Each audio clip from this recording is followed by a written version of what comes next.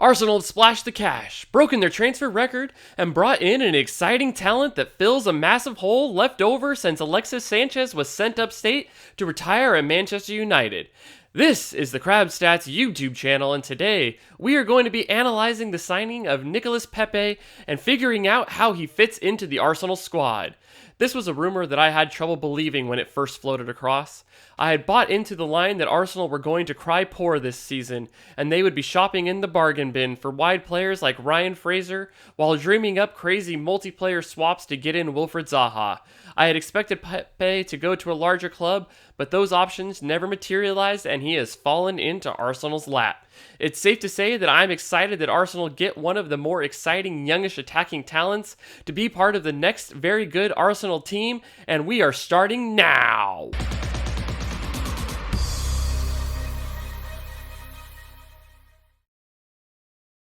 Pepe is 24 and played almost the entirety of last season at age 23. He's a left-footed player and quite tall at 6 feet, but he's a bit on the lighter side at just 160 pounds. He's an Ivory Coast international, but was born in France and should have no problem getting a work permit to play in England. One of the things I like most about the Pepe move is that for the long-term squad planning of the team, he fills an important gap in the age profile of the Arsenal attackers. Last season, almost all of the Arsenal attackers were at the end of their peak age, with just Alex Iwobi entering what is considered the peak years for attacking players. Arsenal have a very talented and exciting group of players coming through their academy, but all of them are under 20 years old and have played less than 1,000 senior minutes last year. I expect them to get more time this season in the Europa League, but it still leaves a pretty big gap as our current attackers age out. This is where Pepe comes in, and I think that he can become a bridge to transition from the current players to hopefully the next crop of young attacking talent who can be major contributors to Arsenal. On the pitch, Pepe is a left-footed player who plays from the right as an inverted winger. This means that he is likely to take the spot that was mostly played by Henrik Mkhitaryan last season. He helps fit into the preferred 4-2-3-1 formation that Arsenal have shown this preseason, and while it isn't his primary position, he has played center forward in the past and can provide needed depth at that position with the exit of Danny Welbeck. The biggest thing that he replaces is the missing chaos factor that Arsenal have lacked since Alexis Sanchez went off to Manchester United.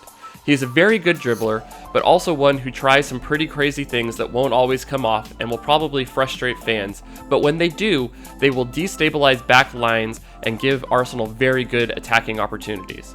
He is also a threat to shoot from just about anywhere on the pitch and creates a lot for his teammates. Speaking of shooting, this is the shot chart from last season. It matches what you would expect from a player who cuts in from the right onto his left foot, with shots centered in the right half space. Overall, 32% of his shots from open play came from within the prime shooting areas, and this rate has held at the same level even with his overall shot volume increasing from last year. With a move to Arsenal, where he won't be the focal point of the attack, it wouldn't surprise me to see his overall shot volume drop, but hopefully he can maintain or improve his ability to find shots in good locations. His passing profile matches what I would expect from an inverted wide player. His passing matches pretty close to the expected completion percentage from my expected passing model, and his overall completion percentage is slightly above average for a wide attacker. Last season, Lille were not a team that relied on crosses to create offense. Playing with two inverted wingers and a counter-attacking style led to a team that was second fewest in Ligue 1 in crosses. So unsurprisingly, Pepe didn't attempt or complete a huge number of crosses. He wasn't bad when he attempted them, but it wasn't a major part of his game, and I don't expect that to change too much with his move to London. His ability to provide the final ball is one of his biggest strengths. He is 9th for overall open play key passes per 90 among forwards in Ligue 1 last season. His XG assisted was overall first last season, and on a per 90 basis was 11th. Playing with elite attacking talent like Pierre-Emerick Aubameyang and Alexander Lacazette should only help that statistic. His dribbling is another strength that when he completes his move should help increase Arsenal's ability in that category. He attempted just under 5 dribbles per 90, which was 14th most in France, and completed just over 50% of them. Comparing that to Arsenal players, Alex Iwobi attempted the most dribbles, but that was just over 1 attempted less per 90 minutes. And on the right side, where he will likely replace Mkhitaryan, he attempted double the number of dribbles and completed nearly 2 more per 90 minutes. On defense, well, he wasn't really asked to do a ton last season as one of the main attacking threats. In the past, he has shown that he can provide more defensive contribution, and that is something that we'll go into depth a little bit later. Lastly, looking again at his shooting, he's about an 85th percentile production player in both open play shots and expected goals. His overall statistics suggest to me he is a very good player and one that I am excited to see play for Arsenal. While we talk about how his numbers have changed over the last 3 years, we'll also take a look at some of his best plays. Pepe's shot numbers took a jump from 27-18 to 28-19, but it wasn't at a level that he hadn't been able to reach in his first season with Angier.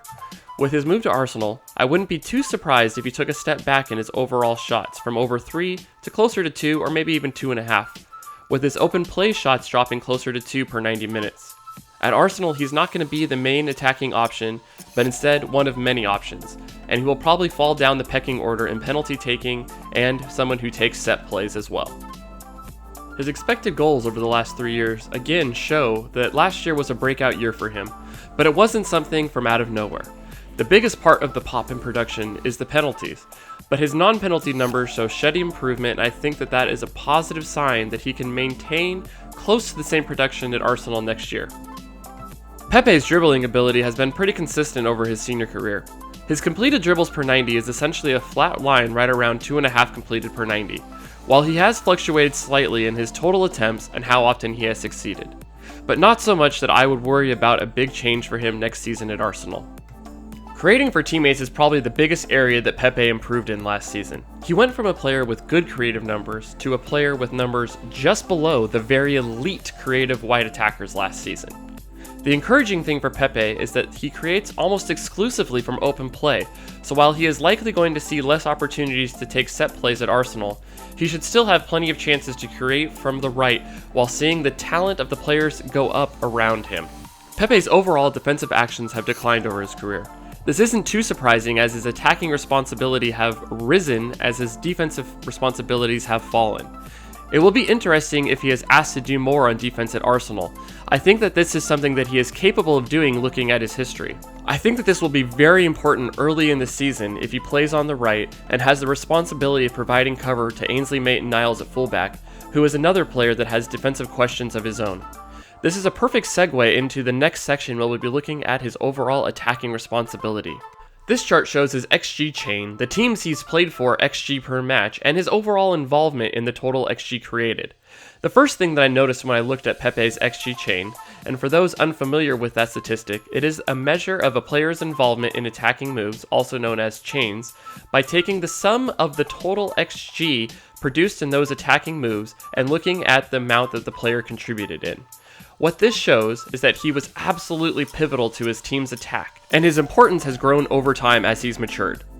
For a player that plays as far forward as him, and one with as relatively modest of an XG buildup, and the difference between XG chain and XG buildup is that it is taking out the final pass and the final shot, his total involvement in attacking moves has been huge. I'm not sure exactly how this will translate with his move to Arsenal, but I think it's something that could show that he can become a very important part of an Arsenal attack.